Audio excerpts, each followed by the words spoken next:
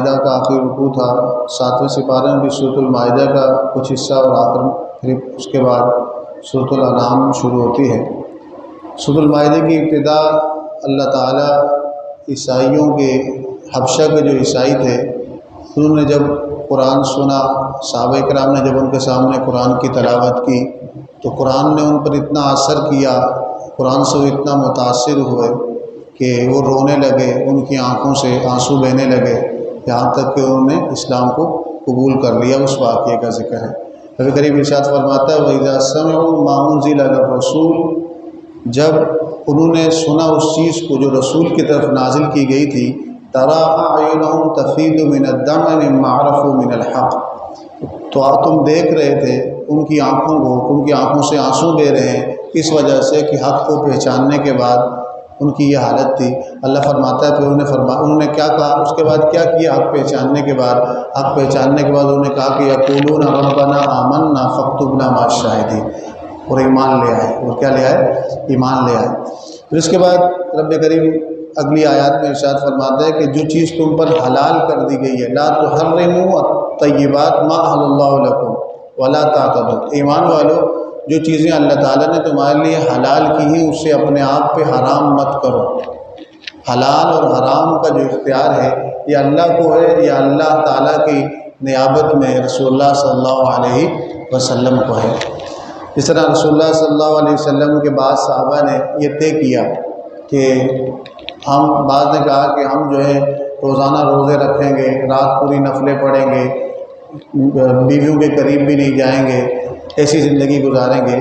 تو آپ صلی اللہ علیہ وسلم تک یہ خبر پہنچی تو آپ نے ان کو بلایا اور آپ نے فرمایا کہ مجھے دیکھو، میں تم سب سے زیادہ تقوی والا بھی ہوں، تم سب سے زیادہ اللہ تعالیٰ سے ڈرنے والا بھی ہوں، میں بھی مسلسل روزہ نہیں رکھتا، ایام بیت کے مہینے کے اندر 3 دن کے روزے، حضرت فرمایا کہ میں روزے رکھتا بھی ہوں اور نہیں بھی رکھتا، نفلی روزے، رات کو سوتا بھی ہوں اور قیام کے لیے بھی اٹھتا ہوں، میں نے شادیاں بھی کی ہیں۔ تو حضور نے فرمایا کہ فمن رغب عن سنتی فلیس منی، جس نے میری سنت کو جو حالت اعتدال کا نام ہے اس کو چھوڑا، اس کا میرے ساتھ کوئی تعلق نہیں ہے۔ پھر اس کے بعد اگلی آیات کے اندر قسم کے بارے میں بیان ہو رہا ہے۔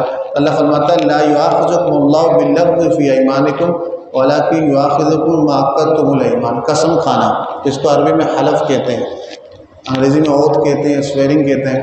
تو قسم کھانا، قسم کے شرعی احکام کیا ہے؟ قسم جب کھائی جاتی ہے تو قسم صرف اللہ کی ہوگی یا اللہ کے ناموں کی ہوگی، اس کے علاوہ نبی کی، ولی کی، خانہ کعبہ کی، ماں باپ کی، بیوی کی، اولاد کی، یہ شرعی قسم نہیں کھلاتے، یہ لغو قسم ہے۔ یہ کیا ہے؟ لغو قسم ہے، فضول قسم ہے۔ اس کی شرعی طور پر ان قسموں کو پورا کرنا ضروری نہیں ہوتا۔ کون سی قسم بندہ کھائے تو اس کا پورا کرنا ضروری ہے، اور اگر پورا نہ کیا تو کفارہ دینا ضروری ہے۔ حضرت فرمایا کہ پہلے تو یہ کہ من کان حالفا فلیحلف باللہ، جو بندہ قسم کھانا چاہتا ہے تو قسم اللہ کی کھائے، کیونکہ جس چیز کی آپ قسم کھا رہے ہیں، جس ذات کی آپ قسم کھا رہے ہیں، آپ اس کی تعظیم کا ارادہ کر رہے ہیں، آپ کو عزت دینے کا ارادہ کر رہے ہیں، اور سب سے بڑی تعظیم اور عزت جس ذات کو دی جائے گی وہ کس کی ہے؟ اللہ کی ہے۔ قسم کس کی ہوگی؟ یا اللہ کی یا اللہ کے ناموں کی۔ اس کے علاوہ جو قسمیں کھائی جاتی ہیں اس کی کوئی شرعی حیثیت نہیں، پہلی بات تو یہ۔ دوسری بات یہ کہ عربی کے اندر ایک قسم کو قسم بھی کہتے ہیں اور یمین بھی کہتے ہیں۔ کیا کہتے ہیں؟ اللہ کہہ رہا ہے کہ جو تمہاری لغو قسم ہے، فضول قسمیں ہیں، اس کا کوئی اعتبار نہیں ہے، اس سے تم پہ مواخذہ نہیں ہوگا، ان قسموں پر مواخذہ ہوگا، پوچھا جائے گا تم سے کہ جو قسم کھاتے ہوئے تم نے پکا ارادہ کیا ہو، پکا کیا کیا ہو؟ ارادہ کیا ہو۔ قسم 3 قسم کی ہوتی ہے، ایک یمین لغو۔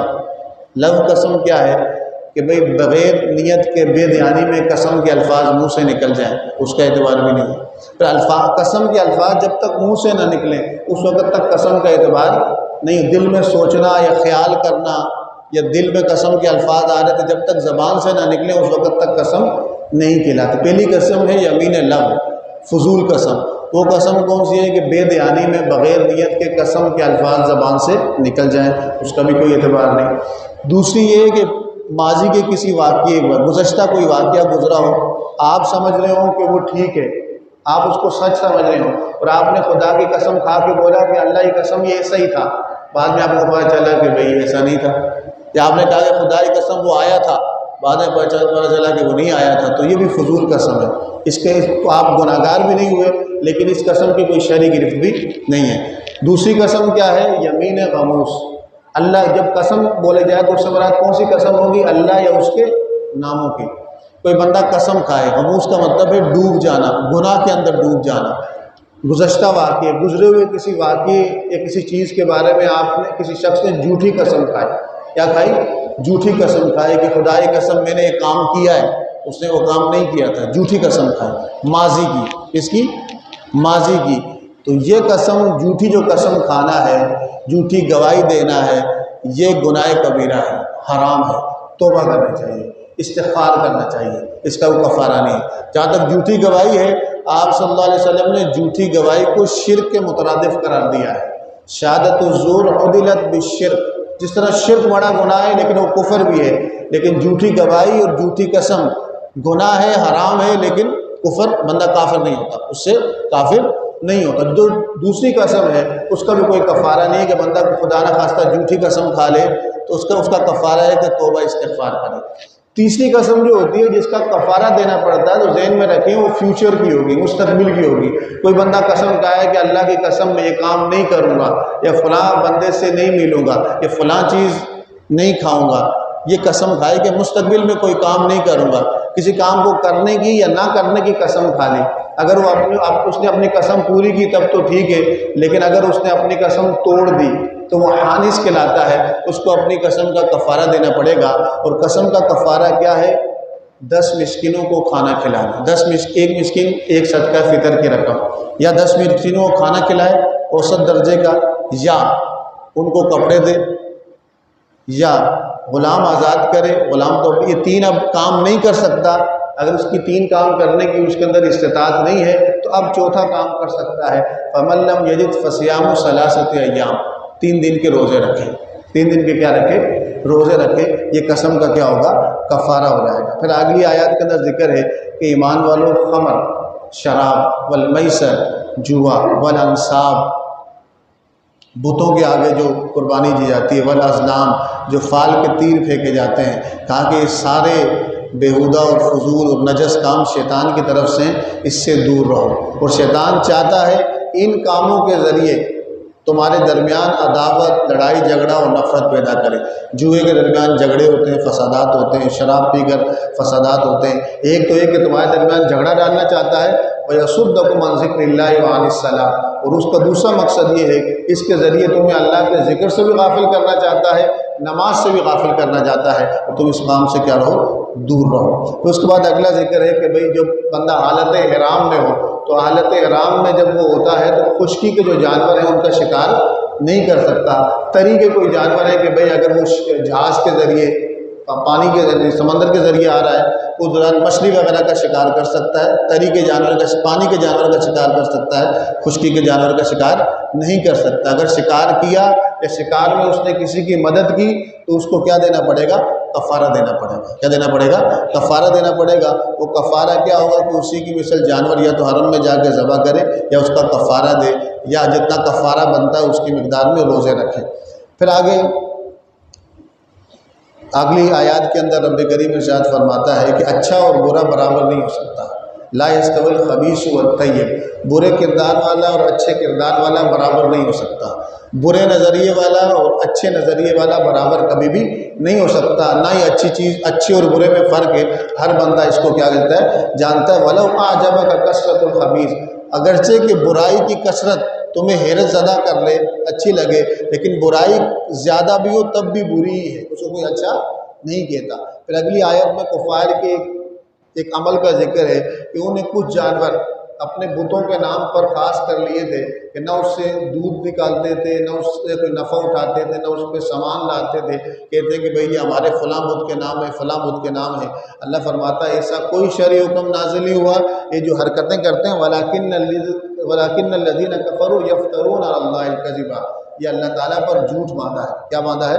جھوٹ باندھا ہے۔ اور جب انہیں کہا جاتا ہے کہ اپنے ان برے کاموں کو چھوڑو، یہ برائی کو چھوڑو، کفر و شرک کو چھوڑو، تو آگے سے جواب کیا دیتے ہیں؟ حسبنا ما وجدنا علیہ آباءنا، ہمارے آباء و اجداد ایسا کرتے تھے۔ آباء و اجداد اگر اچھا کام کرتے ہوں تو ان کی پیروی کی جائے گی، اگر غلط کام کرتے ہوں تو ان کی اصلاح کی جائے گی، ان کی پیروی نہیں کی جائے گی۔ یہ شریعت کا کیا ہے؟ اصول ہے۔ پھر اس کے بعد آگے وصیت کا ایک ذکر ہے کہ وصیت جب آیت میراث اتری نہیں تھی تو اس سے پہلے وصیت کرنا لازم ہوتی تھی۔ اب کسی بندے کا مرنے کے قریب یا مرنے سے پہلے اپنے مال کے اندر وصیت کرنا، اس پر پیچھے ہم بات کر چکے ہیں، یہ کیا ہے؟ مستحب ہے، مباح ہے۔ پھر ایک واقعے کا ذکر ہے کہ ایک شخص مر رہا تھا، رستے میں تھا، سفر میں تھا، اس کے پاس مال تھا، اس کے ساتھ 2 غیر مسلم ساتھی تھے۔ جاتے اس نے وصیت کی کہ میرا یہ مال میرے گھر پہ پہنچا دینا، اور اس نے اپنے سامان کی لسٹ بنا کے سامان میں رکھ دی تھی۔ جب وہاں پہنچے تو ان 2 بندوں نے کیا کیا؟ جن کو وصیت کی تھی، ایک چاندی کا پیالہ نکال کے چھپا دیا۔ بعد میں جب پتہ چلا، ان کے ورثاء کو پتہ چلا، یہ فیصلہ ہوا سامنے، جب وہ پکڑے گئے تو انہوں نے وہ چیز کیا کی؟ واپس کی۔ پھر اس کے بعد عیسیٰ علیہ السلام کو رب کریم نے جو معجزات عطا کیے اس کا ذکر ہے، پیچھے اس کا ذکر گزرا کہ روح امین سے ان کی مدد کی گئی۔ بچپن میں انہیں کلام کیا، وہ مٹی کی چیزیں بناتے، پھونکتے تو اللہ وہ زندہ پرندے میں تبدیل ہو جاتی، بیماروں کو شفا دیتے، مردوں کو زندہ کرتے، ان سب کا ذکر ہے۔ پھر عیسیٰ علیہ السلام کے حواریوں نے، آپ کے صحابیوں نے کہا کہ اللہ تعالیٰ سے دعا کریں کہ آسمان سے دسترخوان نازل ہو، مائدہ، اسی نسبت سے یہ صورت ہے۔ تو آپ نے دعا کی تھی، اللہ نے کہا تھا کہ جب وہ مائدہ نازل ہوگا، اللہ کی نعمت نازل ہوگی تو وہ دن تمہارے لیے خوشی کا دن ہوگا۔ اور خوشی کے دن کو عربی میں عید بھی کہتے ہیں۔ کیا کہتے ہیں؟ عید ہے تو ایک ہوتا ہے شرعی عید کا مطلب ہے عید الاضحیٰ اور عید الفطر، شرعی احکام ہے کہ نماز پڑھنی ہے، اور ایک ہوتا ہے لغوی، خوشی کا موقع، خوشی کے موقع کو بھی کیا کہتے ہیں؟ عید کہتے ہیں۔ جس طرح عرب ممالک کے اندر ان کا جو آزادی کا دن آتا ہے تو عید الوطن ہی بناتے ہیں۔ یہاں ہندوستان پاکستان میں عرب ممالک کے اندر رسول اللہ صلی اللہ علیہ وسلم کی میلاد کے موقع پر عید میلاد کہتے ہیں۔ تو یہ عید سے مراد خوشی کا دن ہے، وہ شرعی عید نہیں ہے۔ شرعی عید جو شریعت نے مقرر کی ہے وہ 2 ہی ہیں، ایک کون سی؟ عید الفطر، اور دوسری عید الاضحیٰ۔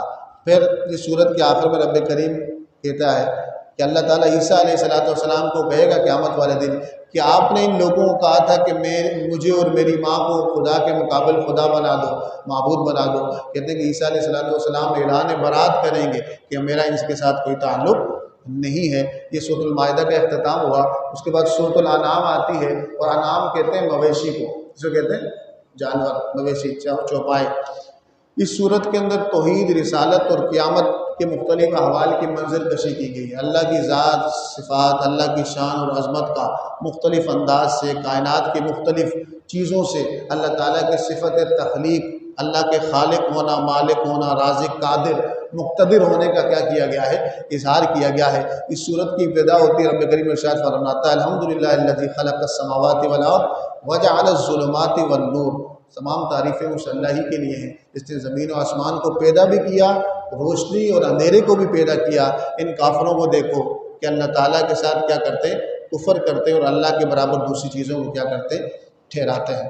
پھر اس کے بعد اس کی اگلی آیات کے اندر اللہ تعالیٰ فرماتا ہے کہ کفار کی بعض لوگ ایسے ہیں کفار میں کہ اگر قرآن ان کے پاس نازل ہو جائے، ان کے آنکھوں کے سامنے نازل ہو، یا فرشتہ بھی ان کے سامنے آ جائے، تب بھی انہوں نے ایمان نہیں لانا، کیونکہ ان کا انکار کسی تحقیق کی بنا پر یا شک کی بنا پر نہیں ہے، بلکہ بغض، عداوت اور بہانے بازی کی بنا پر ہے۔ اس وجہ سے یہ آپ کا کیا کر رہے ہیں؟ مذاق اڑا رہے ہیں۔ اگر یہ حق کو قبول کرنے والے ہوتے تو آپ کے معجزات دیکھ کر، قرآن کو سن کر حق کو کیا کر لیتے؟ قبول کر لیتے۔ اللہ تعالیٰ فرماتا ہے وَإِن يَمْسَسْكَ اللَّهُ بِضُرٍّ فَلَا كَاشِفَ لَهُ إِلَّا هُوَ وَإِن يَمْسَسْكَ بِخَيْرٍ فَهُوَ عَلَى كُلِّ شَيْءٍ قَدِيرٌ۔ اللہ تعالیٰ اگر کسی کو نقصان پہنچانے کا ارادہ کرے تو کوئی اس نقصان سے اس کو چھڑا سکتا نہیں۔ جب اللہ تعالیٰ کسی کے ساتھ بھلائی کا ارادہ کرے تو کوئی اس بھلائی کو روک سکتا نہیں، کیونکہ اللہ تعالیٰ کیا ہے؟ قادر مطلق ہے، ہر چیز پر قادر ہے۔ تو اس کے بعد اگلی آیات میں بات ہو رہی ہے کہ دنیا کی زندگی کیا ہے۔ لوگوں کے درمیان دنیا کی زندگی کے 2 اعتبار ہیں۔ یہی دنیا کی زندگی اللہ تک ملانے کا ذریعہ بھی ہے مسلمانوں کے لیے، اور کفار کے لیے کھیل کود کا سامان بھی ہے۔ الدنیا مزرعۃ الآخرہ، حضور نے فرمایا کہ دنیا تو آخرت کی کیا ہے؟ کھیتی ہے۔ پھر اس کے بعد اس کی اگلی آیات کے اندر رب کریم انبیاء کرام کا تذکرہ فرماتا ہے۔ تقریباً اس سے آگے سورۃ الانعام میں 18 انبیاء کرام کا اللہ تعالیٰ تذکرہ کرتا ہے۔ تذکرہ کیوں کرتا ہے؟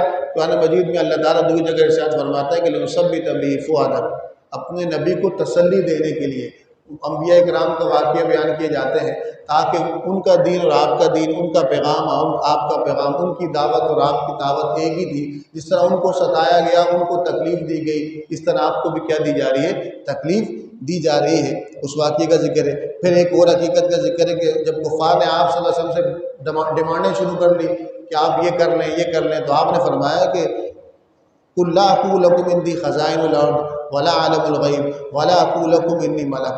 میں یہ نہیں کہتا کہ بھئی اللہ کے سارے خزانے میرے ہاتھ میں خود سے ہیں، یا میں خود سے کوئی غیب جانتا ہوں، یا میں فرشتہ ہوں۔ جو کچھ میرے پاس ہے، علم، مال، طاقت، قوت، اختیار، یہ سب اللہ کی عطا کردہ ہے۔ اس کے اذن کے بغیر میں کچھ کر سکتا نہیں ہوں۔ آپ صلی اللہ علیہ وسلم نے خود فرمایا کہ اوتیت مفاتیح خزائن الارض، میرے رب نے مجھے زمین کے خزانوں کی چابیاں عطا کر دی۔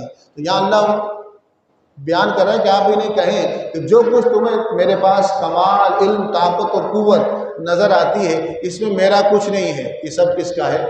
نبی کے پاس جو کچھ ہوتا ہے وہ کس کی طرف سے ہوتا ہے؟ اللہ کی طرف سے ہوتا ہے۔ چاہے وہ علم ہو، غیب کا علم ہو، چاہے قوت اور اختیار ہو، وہ سب کس کی طرف سے ہوتا ہے؟ اللہ کی طرف سے ہوتا ہے۔ پھر آگے ایک واقعے کا ذکر ہے۔ ایک کفار نے کہا کہ غریب صحابہ کو ہمارے آپ ہٹا دیا کریں، جب ہم آئیں تو یہ غریب صحابہ جو آپ کے ارد گرد بیٹھے ہوئے ہوتے ہیں ان کو ہٹا دیا کریں، ہماری عزت نفس کیا ہوتی ہے؟ مجروح ہوتی ہے۔ اللہ فرماتا ہے وَلَا تَطْرُدِ الَّذِينَ يَدْعُونَ رَبَّهُم بِالْغَدَاةِ وَالْعَشِيِّ يُرِيدُونَ وَجْهَهُ، جو صبح شام اللہ تعالیٰ کو یاد کرتے ہیں ان کو اپنے پاس سے ہٹانا نہیں۔ یہ کفار نہیں آتے تو نہ آئے، لیکن ایمان اصل قوت اور طاقت ہے۔ رب کے قریب ہونے کا تعلق امیری اور غریبی کے ساتھ نہیں ہے، رب کے قریب ہونے کا تعلق کردار، ایمان اور اللہ تعالیٰ کے ساتھ محبت اور خلوص کے ساتھ ہے۔ اس کی اگلی آیت میں اللہ تعالیٰ اپنی ایک اور شان کا اظہار کرتا ہے وَعِندَهُ مَفَاتِحُ الْغَيْبِ لَا يَعْلَمُهَا إِلَّا هُوَ، غیب کی چابیاں اللہ ہی کے پاس ہیں، اللہ کے سوا کوئی نہیں جانتا۔ یعلم ما فی البر والبحر، خشکی تری میں جو کچھ بھی ہے، خشکی تری میں جو کچھ بھی ہے، ہر ایک ذرے کا علم اللہ تعالیٰ کے پاس کامل ہے۔ اس کو اس کے علاوہ جس کو وہ عطا کر دے اس کے پاس کامل ہے۔ پھر اللہ تعالیٰ فرماتا ہے کہ عذاب کی کتنی صورتیں ہوتی ہیں۔ اللہ فرماتا ہے والقادر علی ان یبعث علیکم عذابا من فوقکم، جب اللہ تعالیٰ ناراض ہوتا ہے کسی قوم سے یا تو عذاب ان کے اوپر سے نازل کرتا ہے۔ اوپر سے عذاب کا مطلب کیا ہے؟ اس کی دو صورتیں ہیں، طوفان، آندھی، بارش، یا ظالم حکمراں، یہ بھی عذاب ہے۔ او من تحت ارجلکم، یا اللہ تعالیٰ ان کے نیچے سے عذاب کو نازل کرتا ہے۔ نیچے کا عذاب کیا ہے؟ زلزلہ وغیرہ، سیلاب وغیرہ کی صورتیں، یہ نیچے کا عذاب ہے۔ اس کی دوسری صورت کیا ہے کہ فاسق اور فاجر جو ماتحت لوگ ہوتے ہیں، رعایا جو ہے، جب نافرمان ہو جائے خدا کی تو یہ بھی اللہ کا عذاب ہے۔ او یلبسکم شیعا ویذیق بعضکم بعض بعض، یا تیسری صورت یہ ہے کہ اللہ تعالیٰ تمہیں فرقہ بندی میں تقسیم کر لے گا، خاندانی فرقہ بندی، نسلی فرقہ بندی، سیاسی فرقہ بندی، مذہبی فرقہ بندی، معاشی فرقہ بندی، اس میں طبقاتی تقسیم کر دے گا۔ معاشی نظام میں ہمارا دیکھیں نا، ہمارا نظام معیشت بھی تقسیم ہے، امیر سے امیر تر، غریب سے غریب تر۔ ہمارا نظام تعلیم بھی تقسیم ہے، کیا جس کے بعد جتنے پیسے ہیں تو یعنی ہمارے یہاں نظام تعلیم 4-5 لیول چل رہے ہیں۔ نظام تعلیم بھی ہمارا تقسیم در تقسیم، طبقاتی تقسیم ہے، معیشت میں بھی، معاشرت میں بھی، ریاست میں بھی، اور سیاست میں تو آپ کو پتہ ہی ہے، اور مذہبی معاملات کے اندر بھی یہ ایشو رہتا ہی ہے۔ تو اللہ فرماتا ہے یہ بھی ایک عذاب کی صورت ہے، دھڑے بندی، خاندان کے اندر، قبیلے کے اندر، معاشرے کے اندر، قوم اور ملت کے اندر، ریاست کے اندر، انفرادی اور اجتماعی سطح پر جب دھڑے بندی آ جائے تو یہ نہیں کہنا کہ یہ خود سے آ گئی، یہ اللہ کا عذاب ہے، اللہ تعالیٰ کی ناراضگی کا سبب ہے۔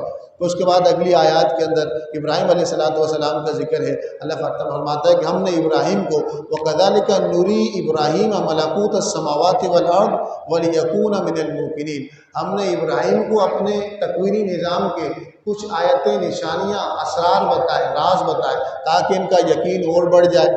آپ نے اپنی قوم سے مناظرہ کیا، مجادلہ کیا۔ جو قوم چاند کی پوجا کرتی تھی، سورج کی پوجا کرتی تھی، آپ گئے چاند کے پاس، کہا کہ چاند نکلا تم اس کی پوجا کرتے ہو۔ جب چاند قریب غروب ہو گیا تو آپ نے کہا یہ تمہارا کیسا خدا ہے؟ جو غروب ہو جاتا ہے، جس کو فنا نہیں، جس کو بقا نہیں۔ سورج کے پجاریوں کے ساتھ بھی جا کے یہی بولا، پھر آخر میں آپ نے بولا کہ تم جو یہ کام کر رہے ہو میں ان سب سے بری ہوں۔ انی وجہت وجہی للذی فطر السماوات والارض حنیفا وما انا من المشرکین، میں تو اس رب کو مانتا ہوں جس نے زمین و آسمان کو سب کو تخلیق کیا ہے، اس میں زوال نہیں، جو باقی ہے، جس کی ذات کو کیا ہے، فنا نہیں۔ پھر آگے انبیاء کرام کا تذکرہ، 18 کے قریب انبیاء کرام کا تذکرہ کیا گیا ہے۔ پھر اس کے بعد اگلی آیات میں اللہ تعالیٰ کی مختلف شانوں کا اظہار کیا گیا ہے۔ اللہ فرماتا ہے هو الذی انشاکم من نفس واحدہ فمستقرا ومستودع، وہی رب ہے جس نے تمہیں ایک جان سے پیدا کیا، اب تمہاری قرار کی جگہ بھی ہے اور امانت کی جگہ بھی ہے۔ کچھ عرصہ زمین پہ رہو گے، پھر تمہارا جسم زمین کے نیچے، پھر زمین کے اوپر رہو گے، اور کچھ عرصہ رہنے کے بعد تمہارا جو جسم ہے زمین کے نیچے بطور امانت کیا ہو جائے گا، منتقل کر دیا جائے گا۔ آخری رکوع کے اندر اللہ تعالیٰ اپنی شانوں کا اظہار کر رہا ہے کہ لا الہ الا ہو خالق کل شیء فاعبدوہ۔ پھر آخری اس کے رکوع میں اللہ تعالیٰ فرماتا ہے سد ذرائع، ایک شریعت کا قانون ہے کہ برائی کو روکنے کا ذریعہ، بعض اوقات ایک چیز جائز ہوتی ہے لیکن اس جائز کام سے منع کر دیا جاتا ہے، کیوں کہ اس جائز کام کو کرنے سے بہت سارے ناجائز کام پیدا ہونا شروع ہو جاتے ہیں۔ اس کا ایک حکم بیان کیا، وَلَا تَسُبُّوا الَّذِينَ يَدْعُونَ مِن دُونِ اللَّهِ فَيَسُبُّوا اللَّهَ عَدْوًا بِغَيْرِ علم، جو ان لوگوں کو جو کافر ہیں ان کے خداؤں کو، ان کے جھوٹے معبودوں کو برا بلا نہ کہو، برا بلا نہ کہو، ان کے سامنے غلط نہ کہو۔ غلط کہنا تو ٹھیک ہے ہی غلط، ایک اللہ کہہ رہا ہے کہ نہ کہو، کیوں کہ تم مشرکین کے سامنے ان کے خداؤں کی مذمت کرو گے تو تمہاری اس مذمت کے بدلے میں، جلن میں، حسد میں، وہ کیا کریں گے، انتقام میں، فَيَسُبُّ اللَّهَ عَدْوًا بِغَيْرِ علم، تمہارے سچے خدا کو برا بھلا کہنا شروع کر دیں گے، تم احتیاط کرو۔ اللہ فرماتا ہے كَذَلِكَ زَيَّنَّا لِكُلِّ أُمَّةٍ عَمَلَهُمْ، ہر امت کے لیے اس کا عمل ہم نے کیا کر دیا، مزین کر دیا۔ ثُمَّ إِلَىٰ رَبِّهِمْ مَرْجِعُهُمْ، لیکن جب مریں گے تو مشتقی پہنچیں گے، فَيُنَبِّئُهُم بِمَا كَانُوا يَعْمَلُونَ، تو پھر میں انہیں بتاؤں گا کہ وہ کیا کیا کرتے تھے، کیا حق تھا اور کیا باطل تھا۔ اللہ تعالیٰ سے دعا کریں کہ جو کچھ سنا اس پر عمل کرنے، دوسروں تک پہنچانے کی رب کریم ہم سب کو توفیق نصیب فرمائے۔ وما علیہ الا البلاغ المبین۔